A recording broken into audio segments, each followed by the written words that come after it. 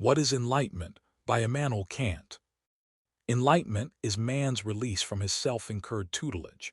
Tutelage is man's inability to make use of his understanding without direction from another. Self-incurred is this tutelage when its cause lies not in lack of reason, but in lack of resolution and courage to use it without direction from another. Have courage to use your own reason. That is the motto of enlightenment. Laziness and cowardice are the reasons why so great a portion of mankind, after nature has long since discharged them from external direction, nevertheless remains under lifelong tutelage, and why it is so easy for others to set themselves up as their guardians. It is so easy not to be of age. If I have a book which understands for me, a pastor who has a conscience for me, a physician who decides my diet, and so forth, I need not trouble myself. I need not think, if I can only pay, others will easily undertake the irksome work for me.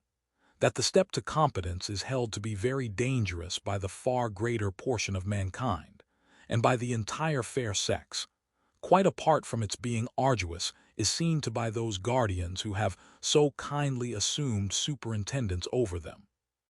After the guardians have first made their domestic cattle dumb, and have made sure that these placid creatures will not dare take a single step without the harness of the cart to which they are tethered, the guardians then show them the danger which threatens if they try to go alone. Actually, however, this danger is not so great, for by falling a few times they would finally learn to walk alone. But an example of this failure makes them timid, and ordinarily frightens them away from all further trials. For any single individual to work himself out of the life under tutelage which has become almost his nature is very difficult. He has come to be fond of his state, and he is for the present really incapable of making use of his reason, for no one has ever let him try it out. Statutes and formulas, those mechanical tools of the rational employment or rather misemployment of his natural gifts, are the fetters of an everlasting tutelage. Whoever throws them off makes only an uncertain leap over the narrowest ditch, because he is not accustomed to that kind of free motion. Therefore, there are few who have succeeded by their own exercise of mind, both in freeing themselves from incompetence and in achieving a steady pace. But that the public should enlighten itself is more possible. Indeed, if only freedom is granted, enlightenment is almost sure to follow. For there will always be some independent thinkers, even among the established guardians of the great masses, who, after throwing off the yoke of tutelage from their own shoulders, will disseminate the spirit of the rational appreciation of both their own worth and every man's vocation for thinking for himself. But be it noted that the public, which has first been brought under this yoke by their guardians, forces the guardians themselves to remain bound when it is incited to do so by some of the guardians who are themselves capable of some enlightenment. So harmful is it to implant prejudices, for they later take vengeance on their cultivators or on their descendants. Thus the public can only slowly attain enlightenment.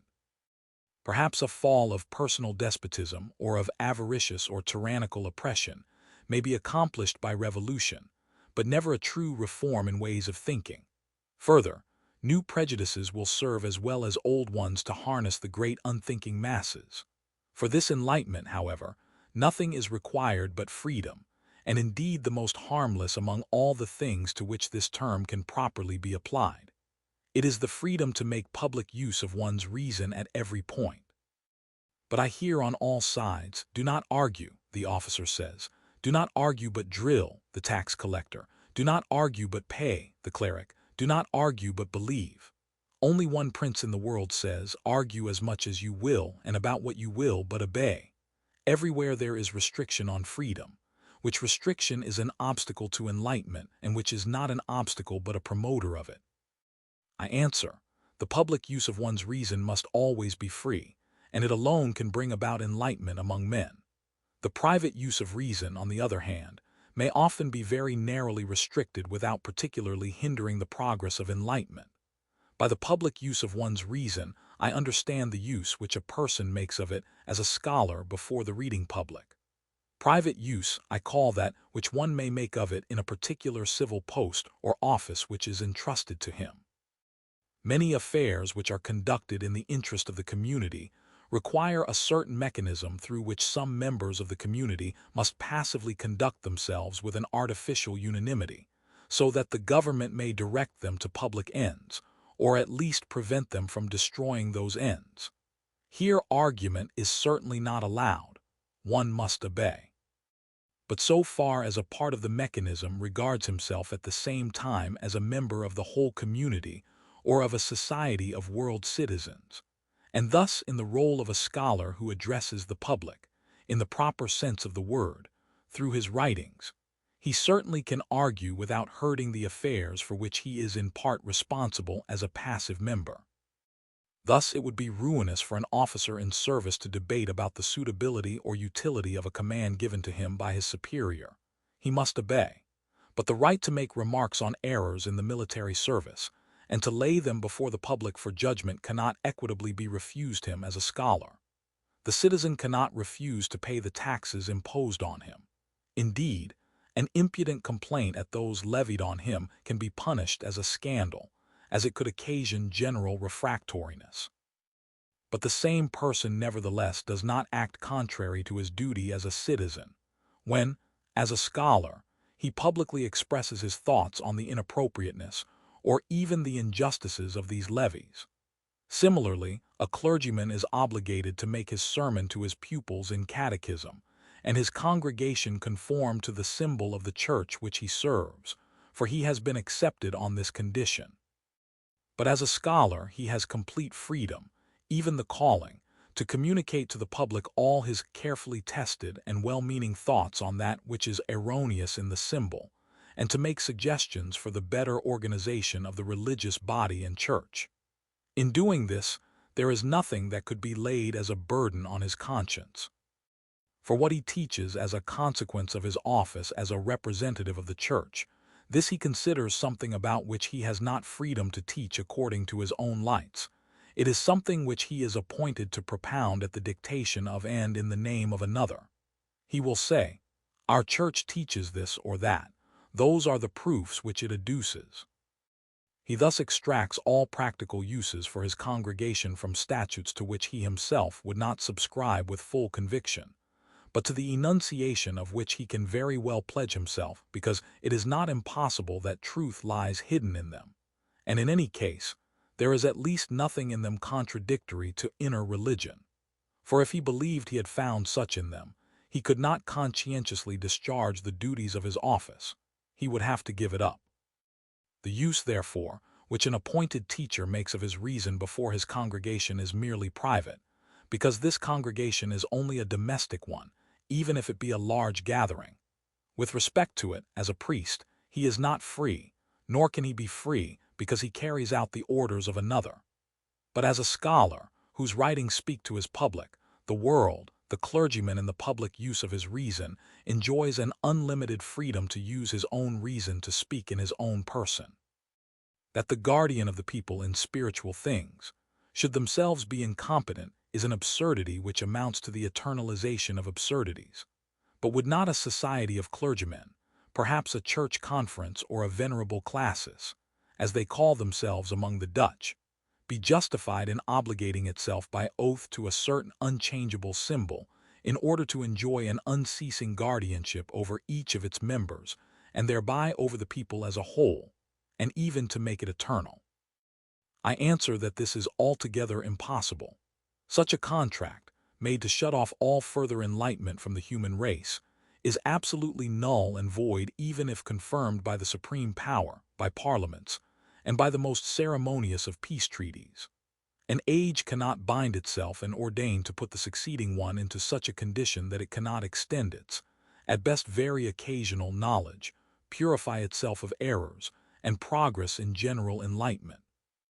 That would be a crime against human nature, the proper destination of which lies precisely in this progress, and the descendants would be fully justified in rejecting those decrees as having been made in an unwarranted and malicious manner.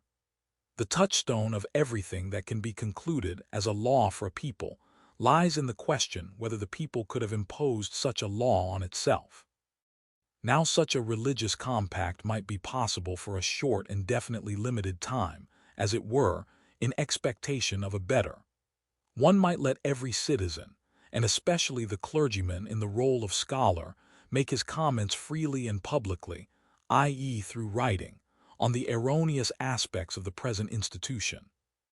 The newly introduced order might last until insight into the nature of these things had become so general and widely approved that through uniting their voices, even if not unanimously, they could bring a proposal to the throne to take those congregations under protection which had united into a changed religious organization according to their better ideas, without, however, hindering others who wished to remain in the order. But to unite in a permanent religious institution which is not to be subject to doubt before the public even in the lifetime of one man, and thereby to make a period of time fruitless in the progress of mankind toward improvement, thus working to the disadvantage of posterity, that is absolutely forbidden. For himself, and only for a short time, a man may postpone enlightenment in what he ought to know, but to renounce it for posterity is to injure and trample on the rights of mankind. And what a people may not decree for itself can even less be decreed for them by a monarch, for his law-giving authority rests on his uniting the general public will in his own. If he only sees to it that all true or alleged improvement stands together with civil order, he can leave it to his subjects to do what they find necessary for their spiritual welfare. This is not his concern, though it is incumbent on him to prevent one of them from violently hindering another in determining and promoting this welfare to the best of his ability. To meddle in these matters lowers his own majesty, since by the writings in which his own subjects seek to present their views, he may evaluate his own governance. He can do this when, with deepest understanding, he lays upon himself the reproach, Caesar non est supra grammaticos. Far more does he injure his own majesty when he degrades his supreme power by supporting the ecclesiastical despotism of some tyrants in his state over his other subjects. If we are asked, do we now live in an enlightened age? The answer is, no, but we do live in an age of enlightenment. As things now stand, much is lacking which prevents men from being, or easily becoming, capable of correctly using their own reason in religious matters with assurance and free from outside direction. But on the other hand, we have clear indications that the field has now been opened wherein men may freely deal with these things, and that the obstacles to general enlightenment or the release from self-imposed tutelage are gradually being reduced. In this respect, this is the age of enlightenment, or the century of Frederick. A prince who does not find it unworthy of himself to say that he holds it to be his duty to prescribe nothing to men in religious matters, but to give them complete freedom while renouncing the haughty name of tolerance, is himself enlightened and deserves to be esteemed by the grateful world and posterity as the first, at least from the side of government, who divested the human race of its tutelage and left each man free to make use of his reason in matters of conscience. Under him, venerable ecclesiastics are allowed, in the role of scholar, and without infringing on their official duties, freely to submit for public testing their judgments and views which here and there diverge from the established symbol, and an even greater freedom is enjoyed by those who are restricted by no official duties. This spirit of freedom spreads beyond this land, even to those in which it must struggle with external obstacles erected by a government which misunderstands its own interest. For an example gives evidence to such a government that in freedom there is not the least cause for concern about public peace and the stability of the community.